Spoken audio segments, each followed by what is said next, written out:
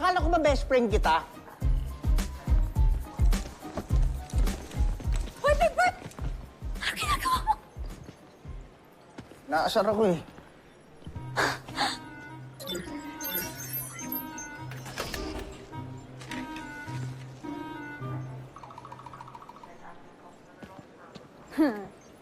Baka talaga, Jimmy, no?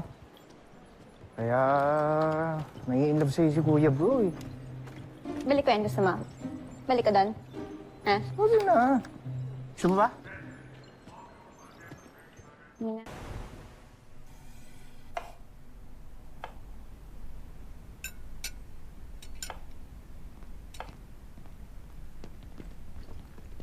Sir, reporting for duty, sir. At ease. Sir, bakit niyo po pala ako pinatawag dito? Well, it's just an informal report lang naman. Kamusta yung status ng team? Kamusta si Jamie? Try mistake. Here. Thank you, General. Okay naman po si Jamie, saka...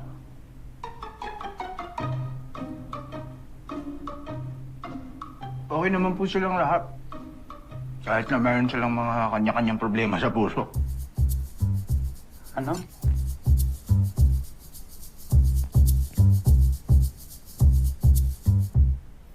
Ano tong tungkol sa problema sa puso? Ano yung sinasabi mo? Ay, kasi po, di po, General, si Mark po kasi, tsaka si Kuya Steve, may problema sa puso. Masyado po silang naparami ng kain ng protein, kaya nagkaka-heartburn. Big Bird, hindi kita pinapapunta dito para bilugin ang ulo. Don't lie to me. Ano yung sinasabi mo na problema sa puso si Mark, si Steve? Anong kilalaman nito kay Jamie, sa anak?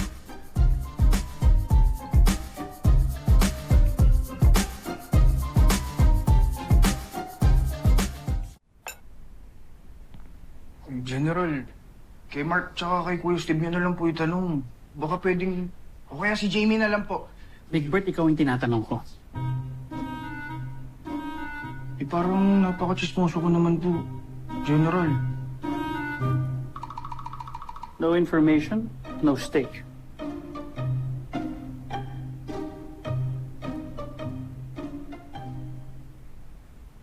Alam niyo po kasi, General, si Mark po kasi tsaka si Kuya Steve, palagi po kasi sila nag-aaway dalawa. Hindi lang naman dahil sa trabaho, magkaiba sila ng ugali. Pinag-aawayan po kasi nila si Jamie. Pareho po kasi silang in love sa anak niyo, General.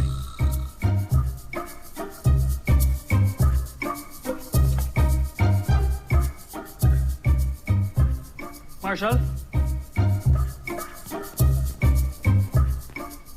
Bring in Lieutenant Commander Armstrong and Lieutenant Gordon here. Sir, yes, sir. General, hindi po ba normal lang naman po? Just need your stake.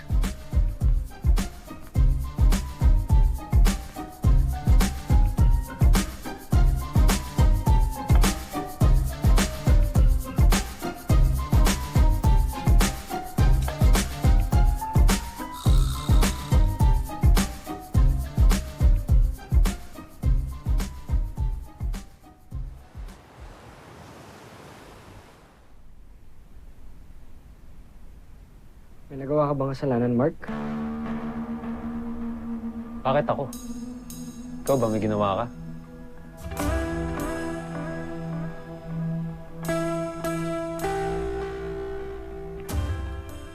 Uy, Big Bird. Bakit ka may pinapatawag ni General dito? Kuya, kasi... Sorry, Kuya. Na-squill ko kasi kay General Robinson na nag-aawayan niya si Jamie. Ha? Ano? Bakit mo siya? Attention!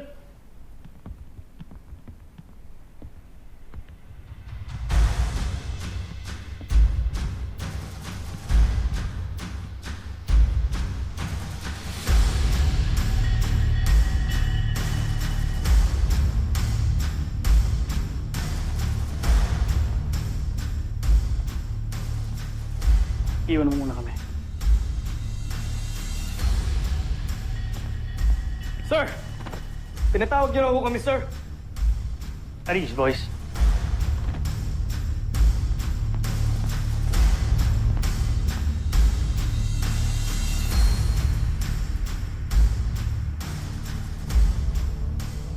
I heard a rumor. Wala akong kaalam-alam. Kaya nagulat din ako. Gusto ko liwanagin niyo sa akin ito. And I want you to be real men sa pagsagot ng totoo.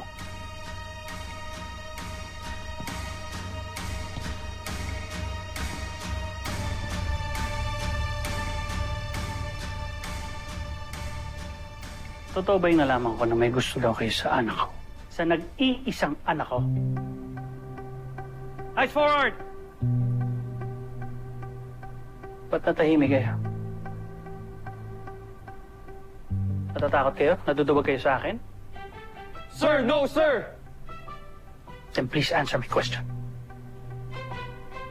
Sir, mataas ho ang respeto ko sa inyo, sir. Sir, ganun din po ako, sir. Ginagalang ko po kayo, sir.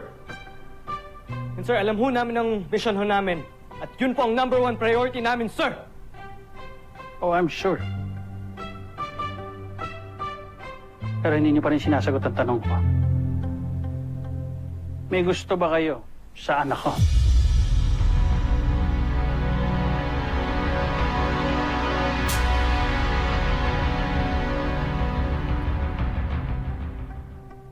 I mean, sir, mabait ho si Jamie. Caring ho siya, humble. So, halos ho lahat ng lalaki posibleng magkagusto sa kanya, sir. How about you, Lieutenant Gordon? Sir, ganun din po, sir. I think you have a very beautiful daughter inside and out. And siya po pinakauna nag-reach out sa akin sa Camp Big Falcon bukod kay Dr. Smith. Sir! Yes, sir. So, sa madaling sabi, may gusto nga kayo sa anak ko? Kuya, Mark, umami na kayo. Shut up, Big Bird. Shut up, Pop. Shut up, two of you! Give me 100. Yes, sir. Yes, sir. Big Bird, start counting now. 1, 2. Nasa peligro na nga ang buong mundo dahil sa pagsakop ng mga lintik na bozena na yan. Tapos magkakagusto pa kayo? Hindi nga sa kung sino babae, ha? Sa anak ko pa. You don't even have the guts to say it to me bilang respeto? Anong klase mga lalaki kayo? Sir, sorry, sir. Sorry, sir. Give me 500 push-ups. 500? General, seryoso ho ba yan? Sa palagay mo, nagbibiro ako? Sa mga duwag na kagaya ng walang balls? Give me 1,000 more! Big Bird, start counting! Mark, gawin nyo na. Magdagdagan pa yan. Go, go! 19, 20, 21, 22, 23,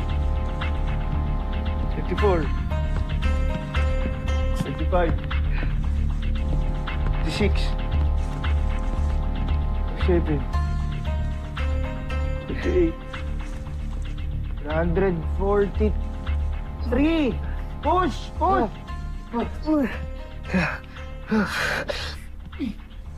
240. Up, up, up! 144. Kuya, Ano, kaya pa ba? O baka sumusuko na kayong dalawa? Kaya pa, sir. Kaya pa po. I don't think na kaya nyo pa. I think you've reached your limit na already. Stop it. Pilots, stand up.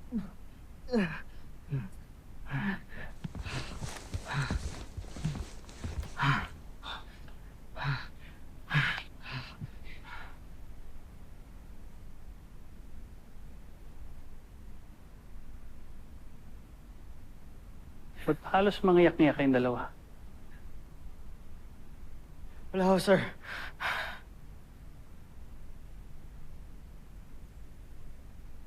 Akala ko ba matatapang kayo?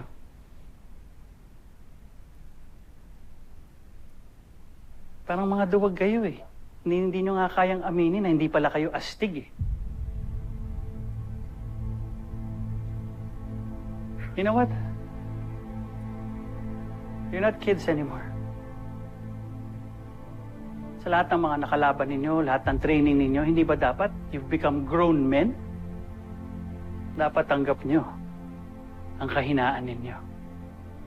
Pilots, you've worked so hard. There's no shame in reaching your limits. Kaya nang dapat hindi nyo ikinahiya o ikinatakot na aminin sa akin na tao rin kayo. Na nagkakagusto, nagmamahal. Push-ups are just a measure of strength and endurance. But remember this, men.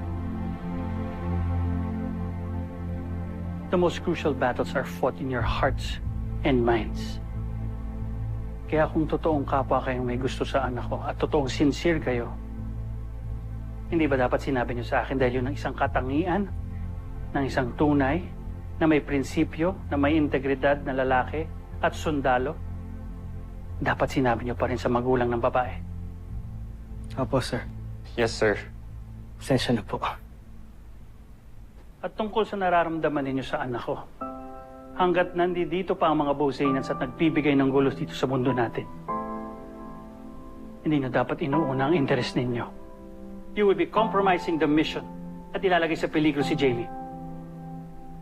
At kapag wala na at hindi na ako ang Supreme Commander ng Earth Defense Force, kapag wala na mga Boseynans, only then you can pursue my daughter. May the best man win. Sir, ano pong ibig sabihin nyo kapag wala na po kayo sa ADF? What do you mean, sir? Magre-retire na ho ba kayo? Lieutenant Commander Armstrong, I don't have time for your questions. Sorry. You're here to answer mine. Yes. Nagkakaintindihan ba tayo sa kondisyon ko? Sir, yes, sir! Dismissed.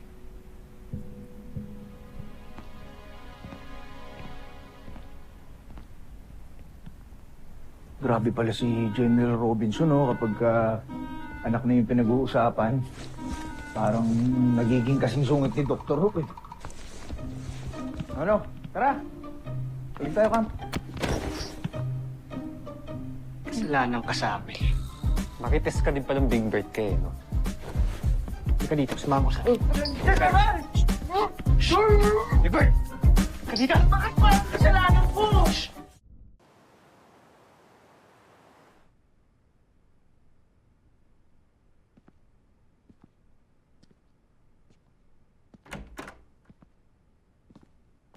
Hi, Dad! Hi, love. Oh. Pinapa-frame niyo po pala lahat ng pictures na yan?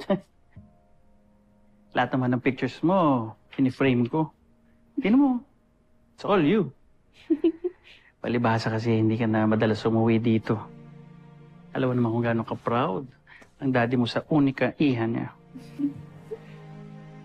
Pero alam mo kung anong pinaka-favorite na picture ko? Ito. Natatanda mo ba kung kailan kinunan yan? Ito was right after pinili ako bilang one of the Voltes pilots. Mm-hmm. And it was also the same time na umasa ako na baka sakaling magbago ang isip mo and you would want to live a normal life.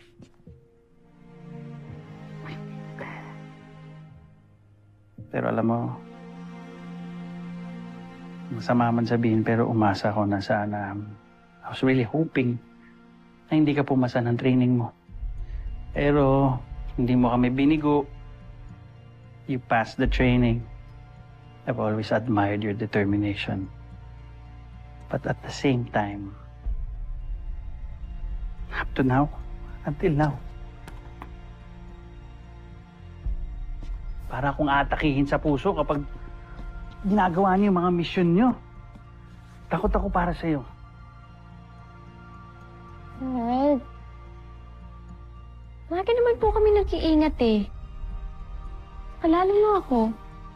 Lagi akong nag-iingat Dahil sa inyo. Alam niyo naman po to, di ba? Pero now that I'm serving the country, now the whole world, that's always been my dream, Dad. I want to make a difference. Gusto kong protektahan yung mga tao gaya ng palagi niyong sinasabi sa akin nung bata ako. Kasalanan ko pa ngayon.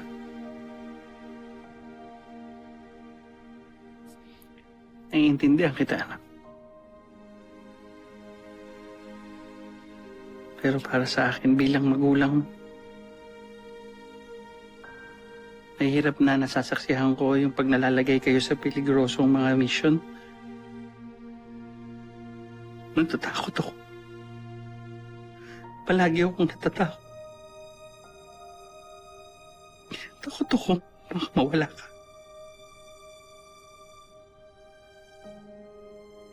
Alam mo, kahit sundalo ko, malambot ang puso ko. Lalo na pagdating sa'yo.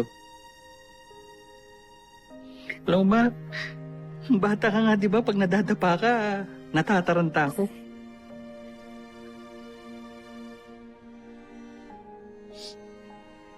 So, na-imagine mo, torture yun sa akin sa tuwing lumalabang kayo sa mga demonyo, mga beast fighter na yan.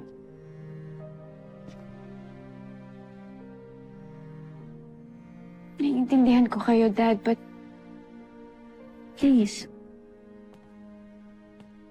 Please trust me, Dad, okay?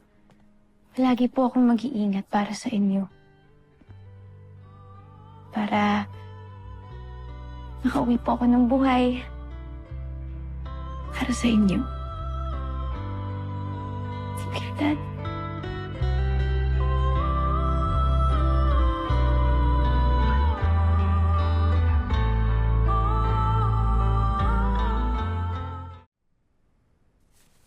Okay. Pero ayokong mawala ka dahil mag-aasawa ka na maaga. Ha? Jamie, marami akong alam na hindi mo kinukwento sa akin. Matanda ka na, maganda. Kaya hindi mo masisisi sina Steve at Mark na magkagusto sa'yo. Hindi ka pa pwede magka-boyfriend, lalong-lalo na ang mag-asawa. Okay?